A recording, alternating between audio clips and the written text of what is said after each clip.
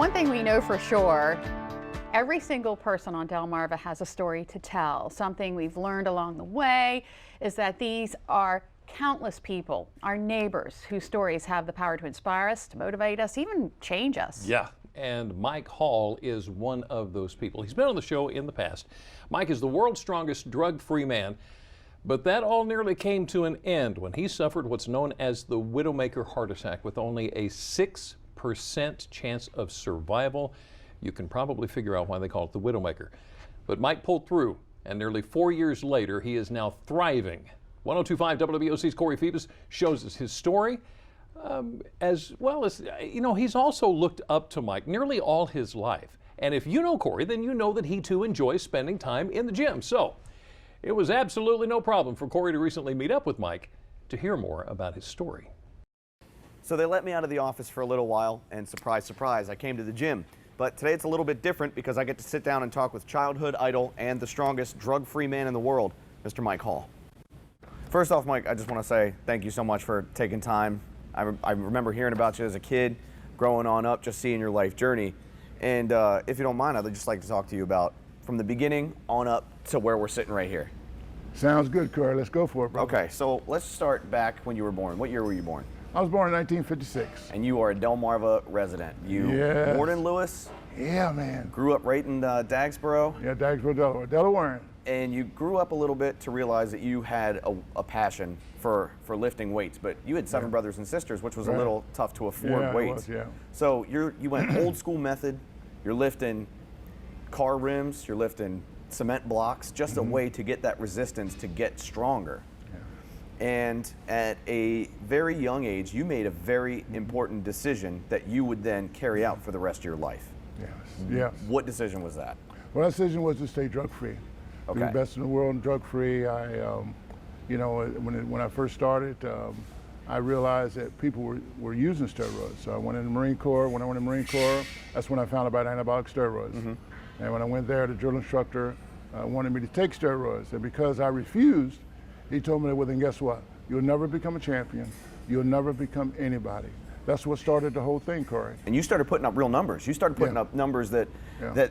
that drug users were putting up as Right. as a natural athlete. Yes. When did you realize that you were stronger than most people, even though they're using drugs? Well, I think when I was 16, I benched 400. Okay. So when the drill instructor, when I told him about the fact that I could bench 400, he didn't believe it.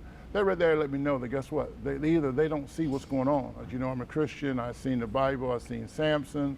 And I went outside when I was 12 years old, Corey, and I asked God, what you gave him? I want it. And your hair's a little shorter though. There you go. 1985 in Texas, I think it was. Yes, You A&M were, I want to say crowned, but that's not the right word. You Right. were titled the world's strongest drug-free man. Yes. I mean, yes. you did it at that point. Yes. 1985, that was your goal. That was gold, yeah.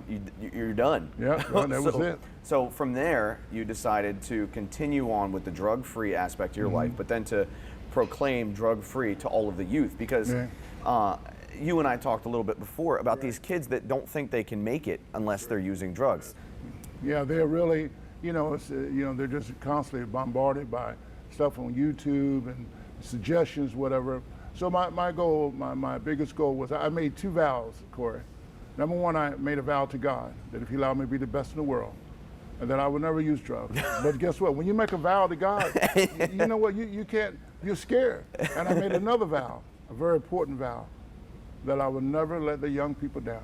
And you haven't done either. That's right. And you were the best in the world, and you Hey, still haven't that's let it, young brother. people down. That's right. And then you had people come out of the woodworks and big names say Right. how fantastic of a job you're doing and what you're doing is such a great inspiration to others. People like Oprah Winfrey, Right. Arnold Schwarzenegger, Right. Laura Bush. Yeah. So how did it feel knowing that these worldwide known celebrities knew who you were as a poor kid from Dagsboro, Right. coming up and making a name for yourself? How describe the feeling? Well, it felt good. It made me feel of all the hard times I had to go through, when I was ostracized, I was outcasted because I was a threat to a saturated sport. What happened in 2013? Well, 2013, I had a widowmaker, which is a left ascending artery that was 100% blockage. You have about 8 minutes to get to the hospital. I died 3 times, but guess what? I had 3 daughters, I flatlined 3 times, but on the 3rd day, God let me out. And so I'm thankful for that. It is a blessing. What would be the message that you have for the 17-year-old football player in high school right now who's contemplating taking anabolic steroids to get himself to the next level? Real champions don't do drugs. And remember this, your treasure is in your backyard. You can't buy it from anybody. It's called faith. And that treasure is on the inside. And that treasure allowed me to be the best in the world 5 times. I trusted in the King. All right, well, I have to know. That's all I have for you. But since we're in a gym, I like powerlifting, you like powerlifting. Right. I'm going to need some pointers from the world's strongest drug-free man. Corey, I got you, my brother. I right, got man. you. All Thank right, man. Thank you, brother. Appreciate it. Wow, we have done stories on him Yes, before, but yes. I am never ceases to amaze me. No. He died 3 times. Yeah. Flatlined 3 times. And when we've talked to him, he is such an incredibly humble man. He really is.